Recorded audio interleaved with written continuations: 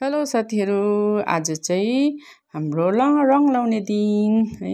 दसैँ आइसक्यो नि त, अन्त घर पनि चिटिक्क पार्नु पऱ्यो नि त। मेरो बुढाले रङ लाउनु हुँदैछ, अनि म चाहिँ रङ छलेको पुस्दैछु। पुस्नु पनि पऱ्यो नि त, नभए रङको दाग लाग्छ। अन्त म चाहिँ मजाले पुस्दैछु। पुसपास गऱ्यो भने चाहिँ चिटिक्कै पनि हुन्छ, अन्त छिटो पनि सनाकसिनिक हुन्छ। अन्त म चाहिँ पुस्दै गर्दैछु। मेरो हस्बेन्डले चाहिँ रङ लाउँदै गर्नुहुँदैछ। जहाँ जहाँ रङ सक्यो म चाहिँ पुसपास गरेर सामानहरू चाहिँ सारिहालेको नि त, नभए राति ढिलो हुन्छ। अन्त हतार हतार चाहिँ सामानहरू सार्दै, जहाँ रङ लगाइसक्यो त्यहाँ चाहिँ म सामानहरू ठक ठक ठक ठक मिलाउँदै गर्दैछु। अनि एउटा रुम चाहिँ सकियो, अनि अर्को रुम चाहिँ सुरु भयो। अन्त अर्को रुमको लागि चाहिँ मैले सामानहरू हटाउँदैछु। त्यसमा मेरो हस्बेन्डले पनि हेल्प गर्नुहुँदैछ।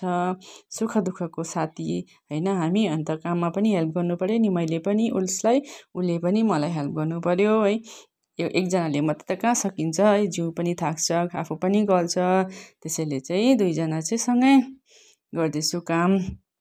हेर्नुहोस् कस्तो थाक्छ। अन्त रङ लाउँदा दुईजना चाहिँ सँगै गरेको, आधी चाहिँ मात्रै रङ लगायौँ।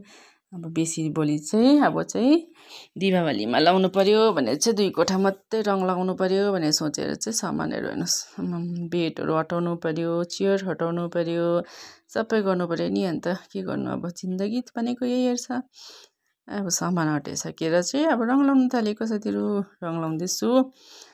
रङ लगाएर चाहिँ चिटिक्क बनाउनु पऱ्यो भनेको।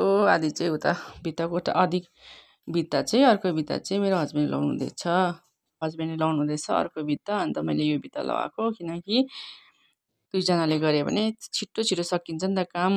त्यसै त अब दुईजना बुढाबुढी जीवनसाथी भनेपछि त अब सँगै गर्नु पऱ्यो कामहरू। अन्त दुईजनाले काम गरेर चाहिँ छिटो छिटो सकेर चाहिँ छिटो नुहाइ पनि गर्नुपर्छ नि त, रात पऱ्यो भने अब चिसो लाग्छ।